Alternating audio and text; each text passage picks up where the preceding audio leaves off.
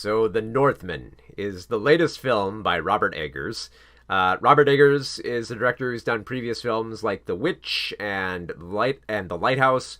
So, very cerebral horror films that are set in different time periods. And The Northman is very much the same deal here. It takes place in the age of Vikings and is all about seeking revenge and finding more to your lineage and your legacy in the afterlife. Now, this is the third film directed by Eggers, and I think most people kind of agree this might be his comparatively worst film. And by comparatively worst, I say it's just it's the weakest of the three. And I think that's because The Northman is probably the most the themes are very overt, and it's the most accessible film to watch.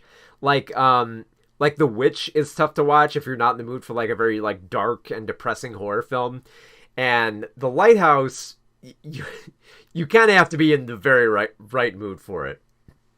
And the Northman, I think, is a little bit more accessible. Don't get me wrong, it's still very violent, it's still very dark, it's still very supernatural, and it's still very surreal and cerebral, where it really does get under your skin.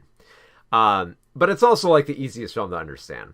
So it takes place in the age of Vikings, and you have this Viking warrior prince, Amleth, who has grown up basically learning all about the ways of the Viking from his father, War Raven, the king of his Viking tribe, played by Ethan Hawke.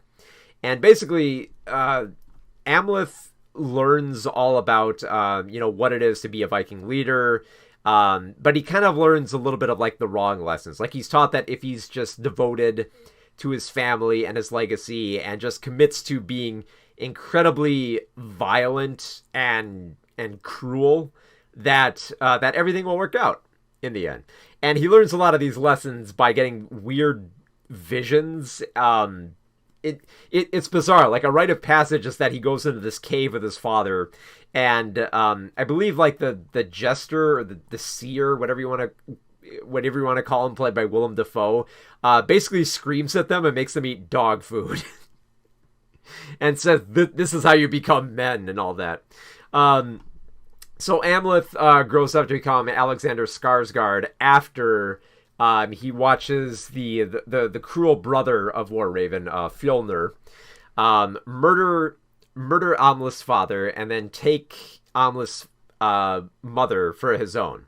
And basically Amleth escapes while he takes over this tribe, and just keeps repeating to himself, I'm going to come back here and I'm going to kill you and take back my mother and everything will be right in the world.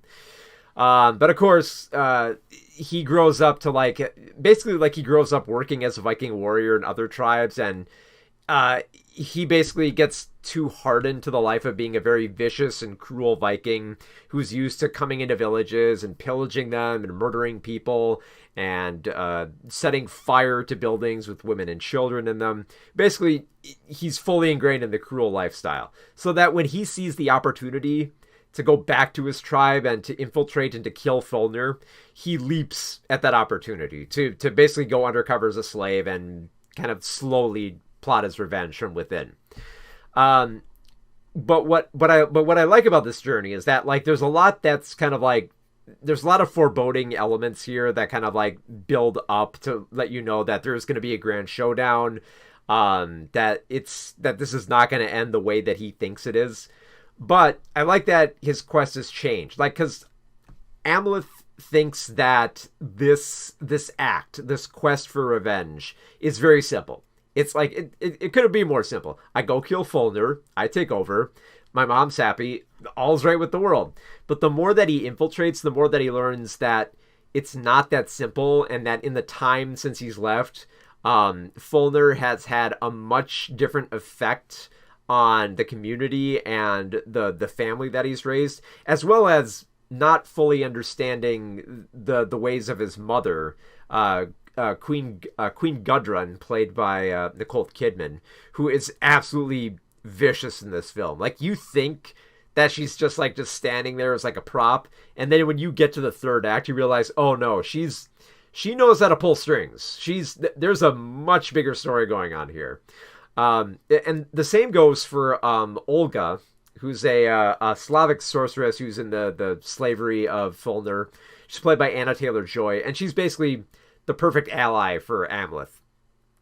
She can basically she can hold her own. She knows when to fight back on Fulner. She knows how she can fight back at him and when to time like just the right moment to like either spit in his face or throw something back at him. Like she knows. So she's the perfect ally. But of course, like he's gonna need, Amleth needs way more than allies. He needs to actually like, inspire he needs to make this village believe that he can conquer Fulner. So he slowly goes about night by night, killing people, and dressing up their bodies in really grotesque ways to let them know that, hey, all that stuff you did in the past, it hasn't been forgotten, and I'm coming back to kill you. There's a lot of supernatural elements here. There are scenes where like Amleth has to come into contact with the dead. He gets like a magical sword that apparently will finish the job, but it can only be used at night for some reason. He has these very beautiful, like I guess like they're very dark and very I guess like the word is like more like fantastical and mind bending.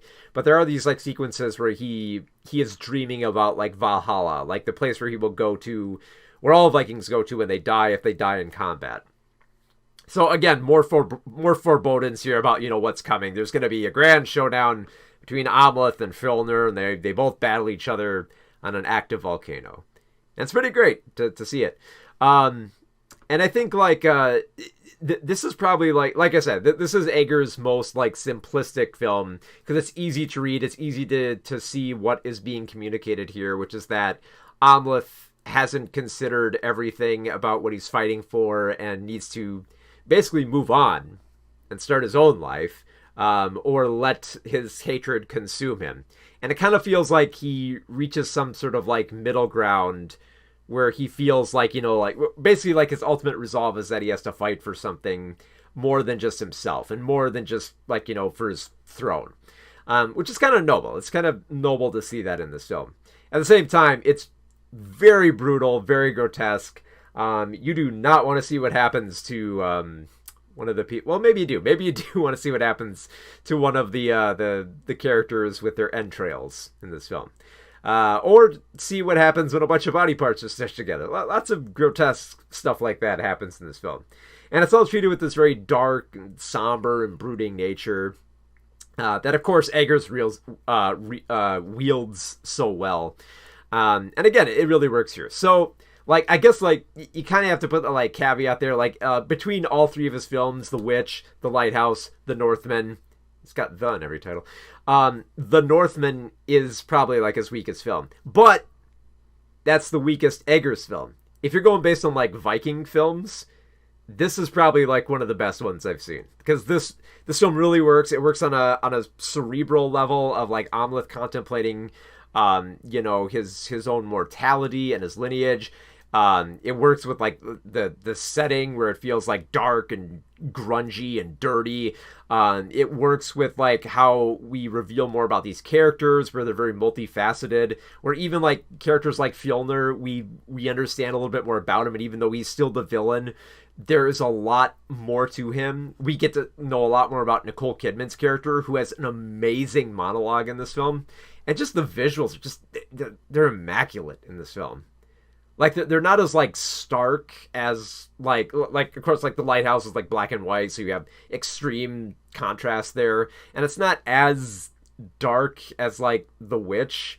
But part of me kind of likes that. It likes that there's this more, like, fantastical edge that kind of almost has, like, despite being so dark, it almost kind of has, like, a lighter flow when you compare it to the other Eggers films.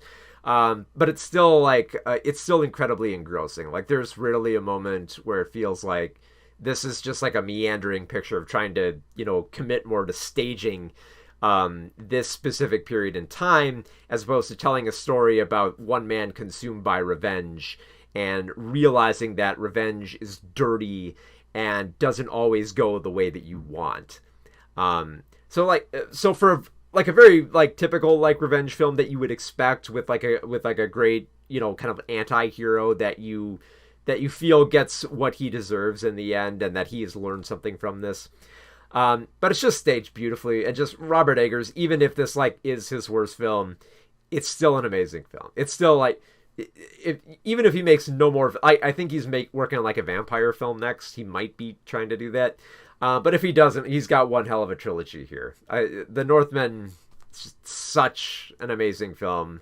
Another amazing film from Robert Eggers. Although I doubt that's much of a surprise at this point.